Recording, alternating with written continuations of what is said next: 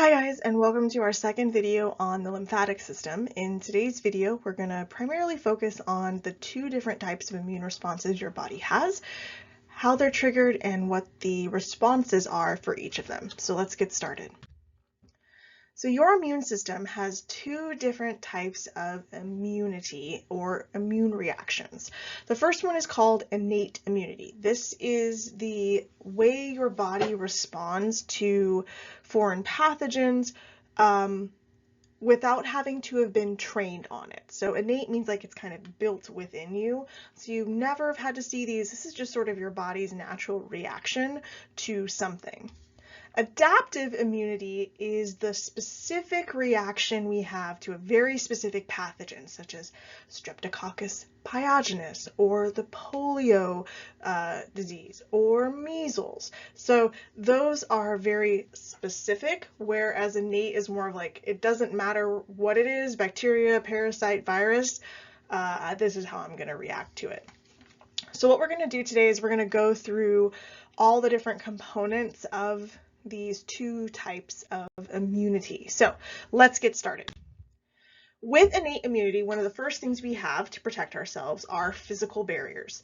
And the first physical barrier we have is our skin. So remember, as we talked about in the integument chapter, we have multiple layers in the epidermis of these very tightly joined cells, and those very top layers in the stratum corneum are dead and they flake off all the time.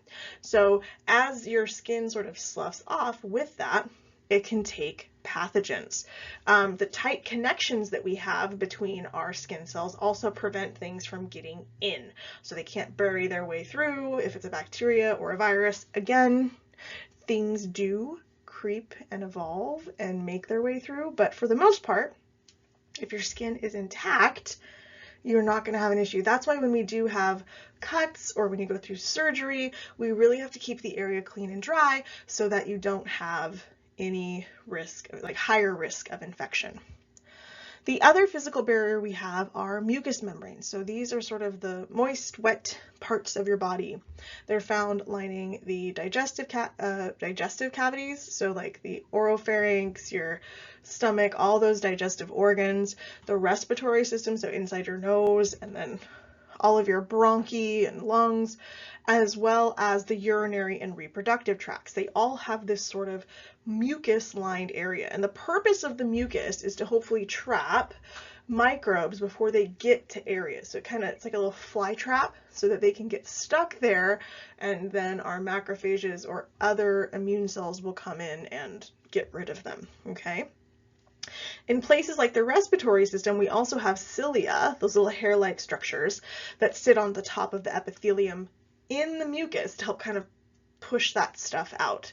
We also have like coughing and things like that to get rid of all that gunk. Now, if our physical barriers get damaged, or working in conjunction with our physical barriers, we have chemical barriers. So on our skin, we have sweat that is secreted, and we have oil that is secreted. So the oil is nice because it helps keep those sort of dead, dry layers less dry. And when your skin dries out, you guys have probably noticed this, it starts to crack. And if your skin cracks, you now have an opening, a way into your body.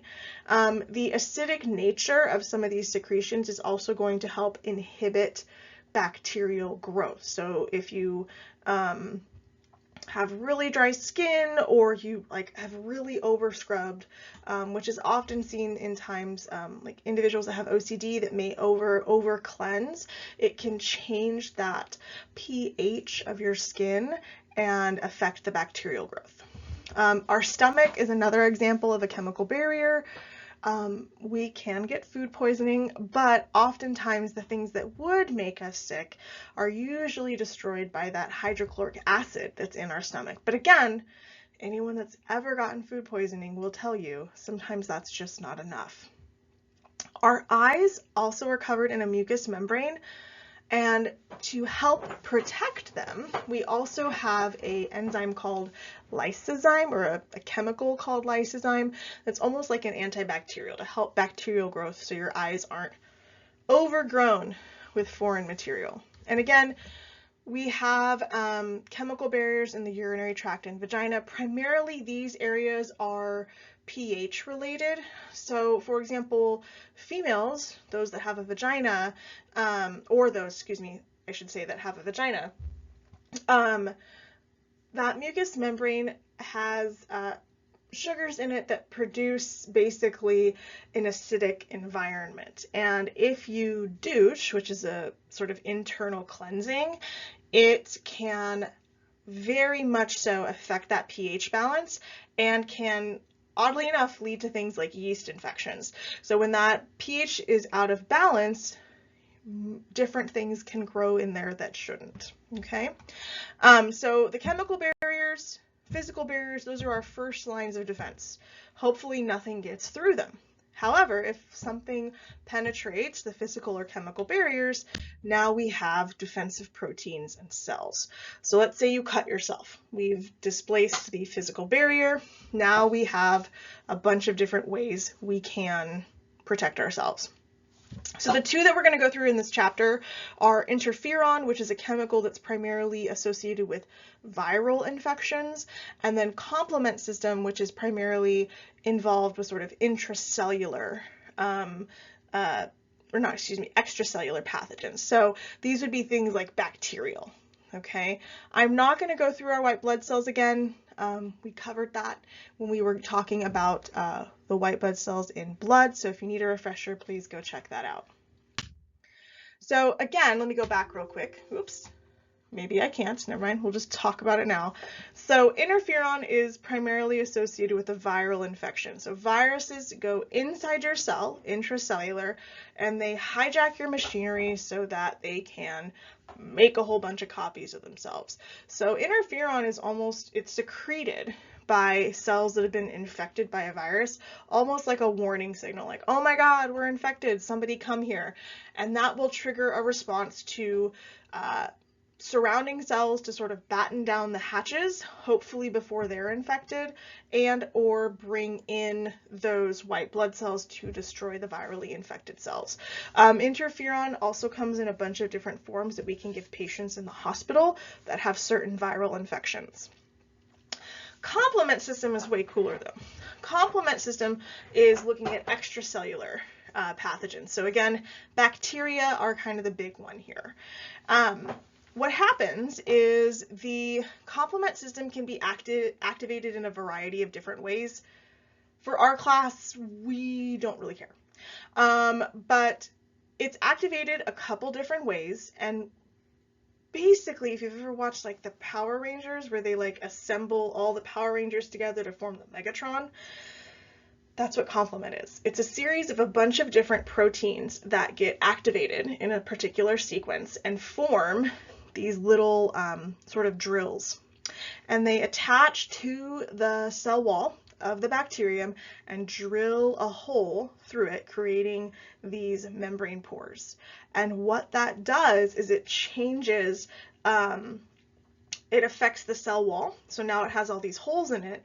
And if you think about our discussion on osmosis a long time ago, the concentration inside a bacterium is of solute is much higher often than the external environment. So water from your bloodstream or your tissues rushes in to that bacterium and it explodes. So complement basically it bores holes into the cell wall of a bacterium and causes it to explode via osmosis. So that's pretty cool. Now, another thing that we have going on for us as a sort of secondary line of defense is inflammation. Now, inflammation is not relegated to just infection. It's actually a response your body has to injury and basically a change in anything. We get inflammation if you have an infection. So if you ever had a cut on your hand or anywhere and it gets red or hot or pussy, that's inflammation.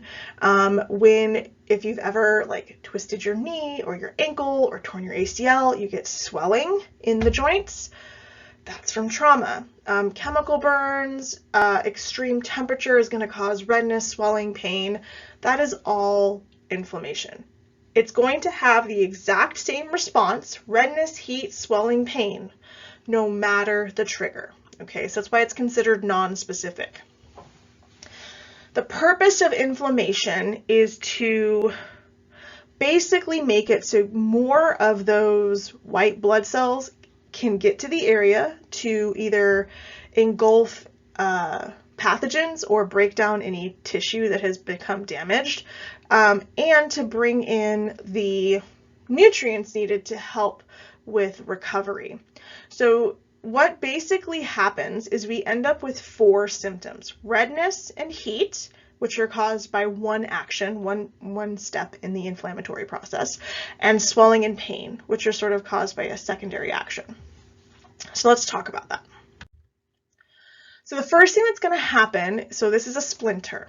Okay, the splinter piece of wood is going to penetrate the epidermis and dermis, and that is going to trigger an inflammatory response. Your body is going to locally release histamine, which is going to cause the blood flow in the area, the blood vessels, to dilate.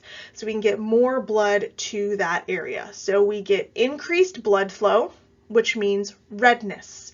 That's why we kind of talked about this with vasodilation back in blood vessels. But when you're outside in the heat running around and your face gets flushed, it's because those surface vessels have dilated to bring the hot blood to the surface to evaporate the heat away.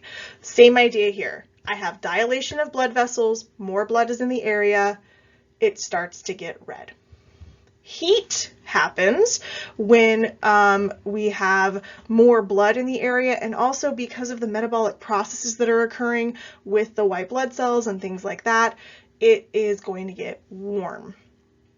Now, a side effect of that is we have pain and swelling. So not only have my blood vessels dilated so I can get physically more blood there, I have to get the blood out into the tissues. So what happens is the capillary beds are going to become really leaky, more so than normal. This lets those big chunky white blood cells get out or extravasate out of your capillary bed into the surrounding area. But that also means fluid is exiting the capillary bed. So as the fluid, white blood cells, and nutrients that are needed to help destroy the pathogens and help repair the damage leak into surrounding tissues, you're going to start to see swelling. Now, swelling leads to pain because we have a finite area in our body of where that fluid can go, and as it does that, it's going to stretch the tissue, it's going to activate pain receptors, and we're going to have pain, either just in general aching pain, or especially if it's on a joint, it's going to hinder your ability to move the joint. So as you try to like maybe bend or straighten your knee, that swelling, that fluid is going to compress the nerve endings and tell you not to move it. So it's also a protective mechanism as well. So the 4 signs of inflammation are redness, heat, swelling, and pain, all basically caused by increased blood flow to the area. Now, another innate defense we have is fever. So the definition of fever is just an abnormally high body temperature. And how fever is triggered is by a chemical called a pyrogen, pyro meaning fire. Your body can produce and release the pyrogen, or the pathogen itself can do this, which is kind of interesting and wild, because the whole purpose of a fever is to help get rid of the pathogen. Your body, when it's exposed to these pyrogens, changes the set point of your internal thermostat. Okay, so now it was set to 38 degrees Celsius, normal body temperature, which is about 98.6 degrees Fahrenheit. Pyrogens are released in your infection. Your thermostat is raised to maybe 102 degrees now. So just like in your house, when it gets colder, we turn the thermostat up from maybe 70 to 75. Now the heater has to kick on to make the house warmer, to reach that new set point. So your body is going to start doing things to reach the new thermostat threshold of, in this case, we'll say about 102 degrees. This is caused by things like shivering and constricting your blood vessels. So if you've ever, well, hopefully, I think most of you have probably had a fever in your lifetime. You'll know that one of the things that happens when you're, besides feeling like crud, is you are shivering, you are freezing to death, but you have a fever of 102 or 103. It's because your body is trying to maintain and keep this high temperature. The purpose of the high temperature in terms of immune response is to, the hotter it is, the more active your white blood cells are, so they'll do their job faster. It affects interferon, so it makes interferon work better, and it depletes iron from your body. So by depleting the iron, it's actually affecting the ability of some of the microbes, some bacteria, to actually replicate. So it slows down their ability to reproduce, reducing their population, making it easier for your body to fight the infection. Now, once we have kind of hit our check mark on the infection, we can do what's called break the fever. So that's where we turn the thermostat back down and your body temperature returns to normal. So this can happen naturally, and that's usually when you wake up and you're just drenched in sweat. Your body has broke its fever. We can also use pharmaceuticals to do this. So Tylenol or any other anti-fever medication can basically bring your set point back down. Fevers are inherently good. They're part of the immune response. But again, if your fever gets too high, what can be affected by temperature? Proteins. So when you start hitting that 106, 105, 107 degree, that is an emergency, and you do need to bring the fever down, because sometimes your body just gets a little too overzealous and it turns the temperature up too high. But more or less, fevers are okay. You always want to treat the symptoms of a fever. So if you're feeling, kind of cruddy, but you can get along, you're not feeling too bad, you could probably get away without taking medication.